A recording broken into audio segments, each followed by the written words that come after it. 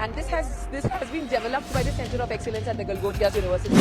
हमने ये कभी क्लेम नहीं किया कि हमने कुछ मैन्युफैक्चर किया है, तो हमने नहीं किया। दोस्तों नमस्कार, आज हम बात करेंगे भारत के एआई टेक्नोलॉजी की। वो क्या है ना, एआई मतलब आर्टिफिशियल इंटेलिजेंस होता है, मगर हमारे यहाँ गलगोटियाज यूनिवर्सिटी ने इसे आर्टिफिशियल एम्बेरसमेंट देश के लिए बना दिया है। हमने चाइना से खिलौने खरीद कर अपने एआई समिट को सजा लिया और फिर उन खिलौनों का नाम बदल दिया। ये जो आप वीडियो में देख रहे हैं सब चाइनीज आइटम है, बस हमारा फोकस था नाम बदलने में। यहाँ पर गलगोटिया यूनिवर्सिटी ने बीजेपी नेताओं को भी नाम बदलने में पीछे छोड़ दिया। सबसे पहले बात करते हैं यूनिट्री गो 2 की।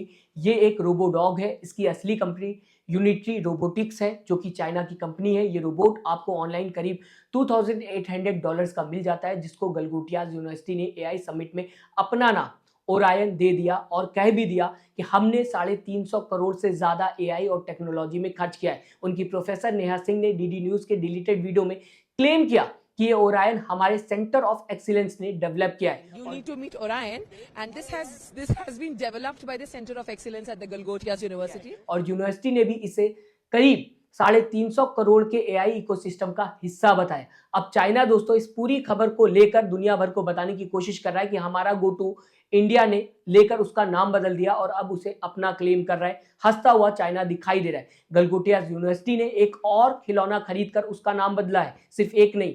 डीडी न्यूज पर कह दिया गया प्रोफेसर नेहा सिंह की तरफ से कि यह इंडिया का पहला ड्रोन एरिना है जो गलगोटिया कैंपस में आपको देखने को मिल जाएगा।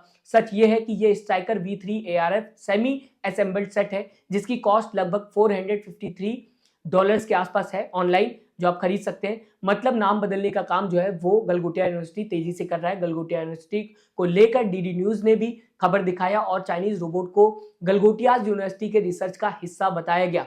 अब जबकि सच सामने आ गया है तो प्रोफेसर नेहा सिंह भी इस पर सफाई दे रही है, मीडिया से बात कर रही है और बताने की कोशिश कर रही है कि हमने मीडिया और देश को मिसलीड नहीं किया, हमने रोबो डॉग का लोगो भी बदला नहीं है, सब कुछ मीडिया और देश के सामने था। साथ ही साथ इस पूरे टॉपिक पर गलगोटिया यूनिवर्सिटी ने भी ट्वीट कर सफाई दी है, जिसमें कहा गया है कि हमने ना ही रोबो डॉग को अपना बताया और ना ही हमने इस तरीके का क्लेम किया है। लेकिन इस ट्वीट के नीचे ट्विटर ने भी एक कम्युनिटी नोट छोड़ा है, जिसमें ये बताया जा रहा है कि ये जो ट्वीट है गलगोटिया यूनिवर्सिटी की तरफ से ये झूठ है, यूनिवर्सिटी झूठ बोलते हुए दिखाई दी। इस नोट में एक लिंक भी शेयर किया गया ट्विटर की तरफ से। दोस्तों इस बीच ये बात टॉपिक से थोड़ा सा अलग है, मगर जरूरी है कि अभी तक हम धार्मिक नफरत फैलाने में लगे हुए थे। धर्म के नाम पर राजनीति हो रही थी, नफरत फैलाने वालों को प्रमोट किया जा रहा था, कोई एक्शन नहीं हो रहा था उनके खिलाफ। मतलब हम प्रमोट कर रहे थे नफरत फैलाने वालों को, अनएजुकेटेड लोगों को जो कि गालियां देते हैं, जिनके पास बात करने की तमीज नहीं है, नफरत फैलाते रहते हैं। मीडिया का फोकस उन पर था और आज अचानक हम एआई और टेक्नोलॉजी की बात करते हुए दिखाई दे रहे हैं। हमारा so called main stream media